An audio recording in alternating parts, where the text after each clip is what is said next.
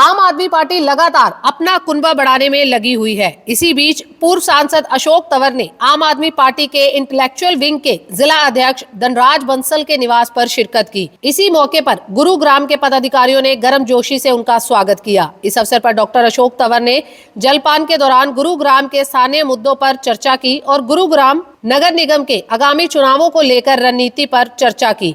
इस मौके पर अशोक तंवर ने कहा कि 2024 में आम आदमी पार्टी 90 सीटों पर जीत दर्ज कर इतिहास बनाने वाली है और प्रदेश की जनता भी सत्ताधारी पार्टी की शोषणकारी नीतियों का मतदान के माध्यम से मुंह तोड़ जवाब देने को तैयार है।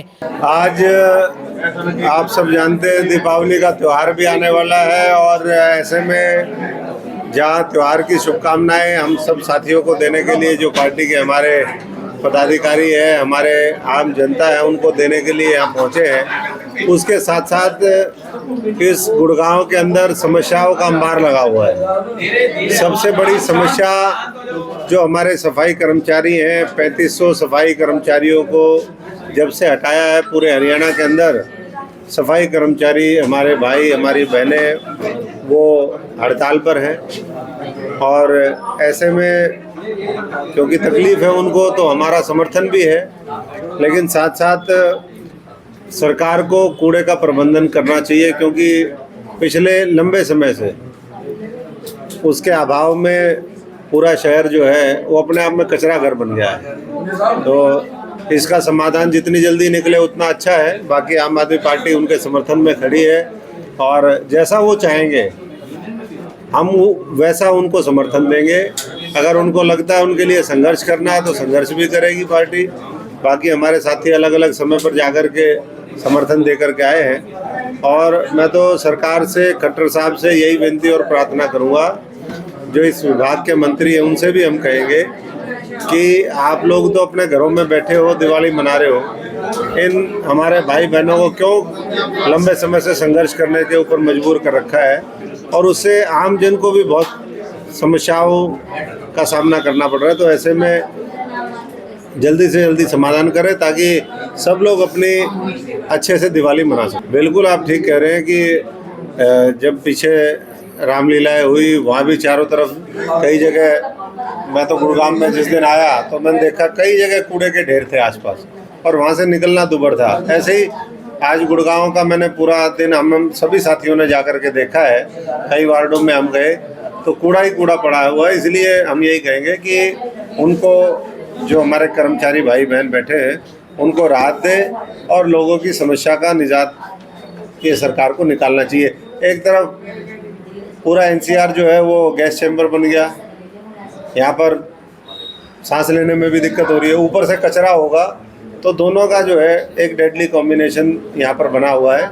ऐसे में दोनों समस्याओं का समाधान मिल करके, अब तो सुप्रीम कोर्ट ने भी कह दिया कि भाई ये सरकारें इसमें राजनीति ना करें और कैबिनेट सेक्रेटरी जो है गवर्नमेंट ऑफ इंडिया वो इसमें तत्काल एक मीटिंग बुलाए। 4-5 राज्य जो एनसीआर में लगते हुए हैं उनके मुख्य सचिवों को तलब करें और नहीं तो फिर जो कोर्ट है उसने कहा कि हमारा बुलडोजर चलेगा तो रुकेगा नहीं।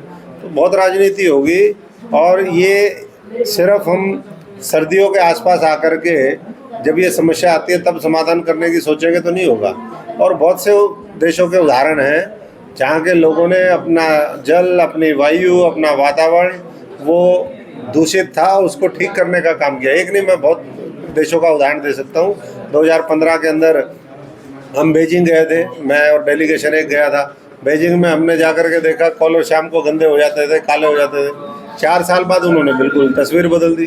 तो ऐसा ही मॉडल कुछ दिल्ली का जो है वो प्रारूप तैयार करना चाहिए। और दिल्ली नहीं, इसकी चपेट में बॉम्बे है, तमाम शहर हैं। आज अगर दुनिया के अंदर 20 सबसे प्रदूषित अगर शहर ढूंढेंगे तो उसमें आधे से ज़्यादा केवल इस भारतवर्ष के होंगे। तो ये कैसा भारत बनाने की कोशिश, आने वाली पीढ़ियों को क्या हम जो है वो सांस की और तमाम तरह की बीमारियां देंगे? क्या इसी तरीके से चलता रहेगा?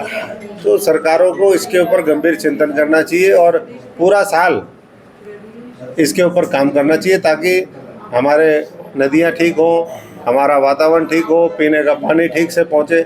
आज उसी के अभाव में बहुत तरह की बीमारियां वो शहरों में, गाँव में हम देखने को मिलती है।